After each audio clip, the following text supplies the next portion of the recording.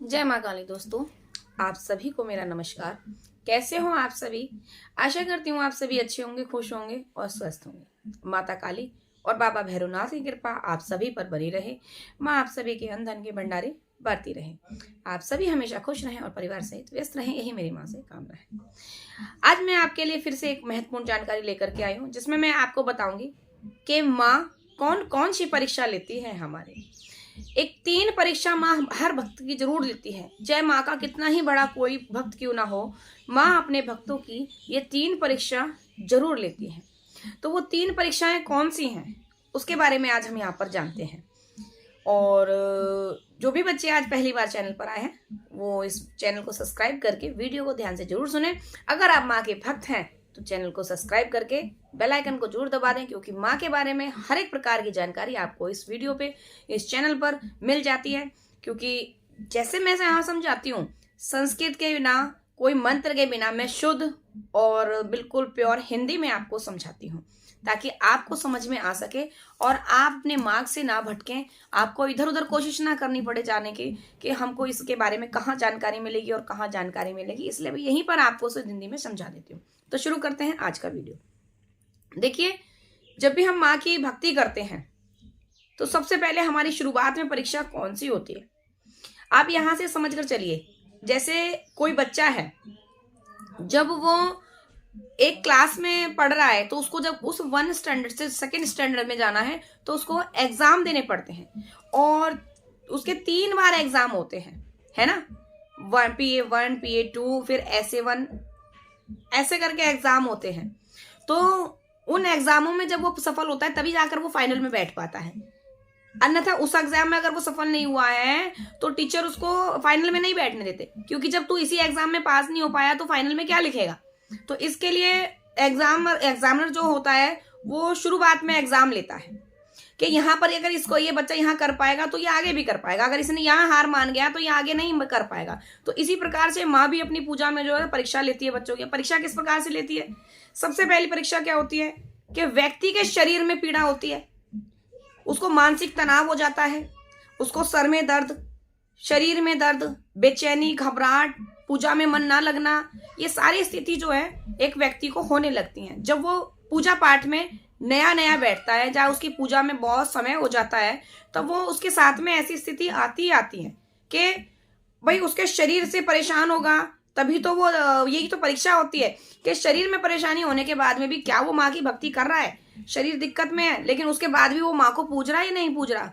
वो अपने शरीर को परेशानी में होते हुए भी माँ के लिए समय निकाल पा रहा है। यही में मुख्य परेशानी और यही सारी चीजें झेलते हुए फिर भी वो माँ की शरण में बैठा है। सबसे पहली परीक्षा तो वो होती है कि उस परीक्षा में वो सफल है, क्योंकि वो हर प्रकार से परेशान होने के बाद में भी माँ की शरण में बैठा हुआ है। अब दूसरी परेशानी ये होती है, दूसरी परीक्षा ये होती है कि जो उसके सगे संबंधी होते हैं, जो उसके साथ रहने वाले होते हैं, कल को जो उसके सबसे प्रिय थे, वो सारे लोग उससे दूर हो जाते हैं। अचानक कुछ ऐसा होता है कि उनके साथ में विवाद होने लगते हैं, उनसे मनमुटाव होने लगता है, उनके चेहरे खुल खुल कर सामने आने लगते हैं। जो व्यक्ति कल हमसे बहुत प्रेम करते थे, आज वो व्यक्ति हमसे नफरत कर रहे हैं। वो लोग हमारी चुगलियां कर रहे हैं बाहर जाकर, वो बुराइयां कर रहे हैं, हमारे अंदर छोटी छोटी जो है नुक्स निकाल रहे हैं। हमारी हर बात उनको खराब लगने लगी है, हमारी पूजा पाठ से उन लोगों को नफरत होने लगी है। हम जो भक्ति कर रहे हैं उससे उन्हें दिक्कत हो रही है। हम कहीं जा रहे हैं, हम माँ को पूज रहे हैं, माँ की सेवा कर रहे हैं, माँ का भोग प्रसाद चढ़ा रहे हैं, इन सारी चीजों से जो है उनको तकलीफें हो रही हैं। और इसके कारण जो है हमारा उनसे मनमुटाव होने लगता है, हम उनसे दूर हो जाते हैं, ये खिंचाव हो जाता है। तो हमको लगता है भाई माँ की सेवा कर रहे हैं और माँ की सेवा करते हुए भी हमारे अपने हमसे दूर हो रहे हैं। ये कितनी बुरी बात है, ये कितना गलत है। जो माँ की सेवा करते हुए भी अपने हमसे दूर हो रहे हैं, तो ये भक्ति किस कार्य की। हम माँ को और भक्ति को दोष देने लगते हैं कि मैं इतनी पूजा कर रहा हूँ इतने सालों से, इतनी दिन की मेरी तपस्या, और उसके बाद मेरे को फल क्या मिला कि आज मेरे अपने मेरे से दूर हो गए। तो ये चीजें हम अपने मन में सोचते हैं, लेकिन ये हमारे लिए सही है, क्योंकि माँ उनको दूर कर रही है हमसे जो हमारे लिए गलत हैं। जो हमारे लिए अच्छे हैं वो उस परिस्थिति में भी हमारे साथ में खड़े हैं, और जो एकाध गलत है और चला भी गया ना, अगर वो थोड़ा बहुत भी हमारे लिए अच्छा है तो वो कैसी भी परिस्थिति में संभाल करके माँ हमारे सामने ला करके खड़ा कर देती है। अगली जो है कि जैसे हम पर कोई विपदा आ रही है, कोई परेशानी आ रही है, तो जो हम अपने ऊपर कोई विपदा आने लगी, तो माँ की परीक्षा में क्या होता है कि जैसे कि अगर कोई परेशानी आ रही है तो परेशानी आते आते माँ उनको संभाल लेती है, मतलब पूरी तरीके से डूबने नहीं देती। पहले वो परीक्षा लेती है कि देखते हैं कि ये बच्चा नाव में पहुंच पाएगा नहीं पहुंच पाएगा। जब वो देखती है कि हाँ बच्चा नाव में पैर रखते रखते साइड में पैर जा रहा है, वो गिरने वाला है, तो उस समय माँ उस पाँव को संभाल लेती है, उसे वो सही रास्ते पर रख देती है। लेकिन फिर भी परीक्षा खत्म नहीं होती, फिर आगे फिर दूसरी परीक्षा, फिर आगे और परीक्षा। हर परीक्षा में, जिस परीक्षा में हम नीचे गिरने वाले होते हैं, वहां माँ आकर हमको संभाल लेती है।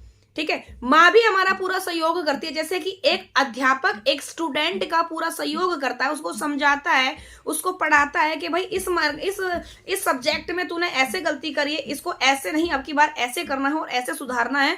तो इसी प्रकार से माँ भी हमको समझाती है, कदम कदम पर हमारे रास्ते खोलती है, हमें सही मार्ग दिखाती चली जाती है, फिर हम उसी मार्ग पर ढलते चले जाते हैं। और बहुत से बच्चे तो बहुत ज्यादा समझदार भी होते हैं, वो सब जानते हैं कि माँ परीक्षा क्यों ले रही है। माँ परीक्षा लेने का कारण क्या है? माँ की परीक्षा लेने का कारण ही यही है कि जो हमारा पिछला जन्म है, जो हमारे कर्म योग हैं, वो इस परीक्षा के दौरान हमारे बुरे कर्म धुल जाएं, हमारे जो है शरीर को, हमारे औरे को क्लियर करती है इस परीक्षा के दौरान, इसीलिए माँ परीक्षा लेती है। अब नेक्स्ट परीक्षा क्या होती है कि जब हमारा अंतिम पड़ाव होता है परीक्षा का, तो उस समय हम जो पूजा पाठ करते हैं उससे हमारा मन भटकने लगता है, हम दूर हो जाते हैं पूजा पाठ से। हमारा मन कहाँ चला जाता है? अपार धन में, दौलत में, पैसे में, ये चीजें हमको बहाने लगती हैं। हम अपना रास्ता छोड़ करके ये रास्ता अपना लेते हैं, पूजा पाठ का रास्ता छोड़ करके हम पैसा, मोह माया इनको पकड़ते हैं। तो यहाँ जहां बस यही लास्ट पड़ाव होता है, जहां हमने पूजा पाठ का त्याग करके किसी रास्ता का ऐसा रास्ता पकड़ लिया जहां हमें मोह माया और पैसा दिख गया, अगर हम उस रास्ते पर चल पड़े तो वही हम परीक्षा में हार जाते हैं। और यही सबसे कठिन परीक्षा होती है हर व्यक्ति की, कि एक समय उसने जो है गरीबी में निकाला, और माँ की भक्ति में जो अंतिम पड़ाव में उसके पास में 4 पैसे आ गए, तो उस पैसे को देख करके अगर वो भटकने लगा, भागने लगा, तो वहीं वो माँ को भूल जाता है और वो पैसे को पकड़ लेता है। तो यही हमारी अंतिम परीक्षा है, यही हमारा आखिरी पड़ाव है। इस पड़ाव में अगर हम सफल हो गए तो माँ की भक्ति आजीवन हमारे साथ में चलेगी, माँ की शक्ति हमारे साथ चलेगी, और जिंदगी भर हमारे अपने हमारे साथ, पैसा हमारे साथ, हमारी संपत्ति हमारे साथ, और हमारे हर दुख और सुख में माँ हमारे साथ। बस यही अंतिम पड़ाव अगर हमने पास कर लिया। और ज्यादातर जो भक्त होते हैं वो इसी पड़ाव पर आकर के जो है अपनी परीक्षा में पीछे हट जाते हैं। तो हमको ये नहीं करना, इसी पड़ाव में हमको समझना है, इसी पड़ाव को हमको समझ करके और आगे बढ़ना है, और माँ की भक्ति करनी है। और माँ की परीक्षा में सफल होने के लिए सबसे अधिक क्या करना है? मंत्र जाप, मेडिटेशन, सबसे अधिक यही करना है। क्योंकि जब किसी व्यक्ति का शरीर बीमार होता है तो उसको दवा दी जाती है ताकि उसको राहत मिले, और राहत इस परीक्षा में कैसे मिलेगी? माँ के मंत्र जाप से, माँ के पूजा पाठ से, आध्यात्म में अपना जीवन बनाने से, अपना जीवन आध्यात्म में आगे बढ़ाते चले जाओ, तो यहाँ आपको सफलता मिलेगी हर हाल में। तो आज के वीडियो में इतना ही, मिलते हैं आपसे नेक्स्ट वीडियो में और अधिक जानकारी के साथ। और उम्मीद है मेरे द्वारा इस वीडियो की जानकारी से आपको कुछ ना कुछ जरूर समझ में आया होगा। तो वीडियो अच्छी लगे तो इसको लाइक, कमेंट, शेयर जरूर कर दिए। साथ ही अगर पहली बार इस वीडियो को देखा है इस चैनल पर, तो चैनल को सब्सक्राइब करके बेल आइकन को दबा दीजिए, ताकि आपके पास आने वाली हर एक वीडियो का नोटिफिकेशन सबसे पहले पहुंच सके। तो मिलते हैं नेक्स्ट वीडियो में, तब तक के लिए सभी को जय माँ काली, हर हर महादेव।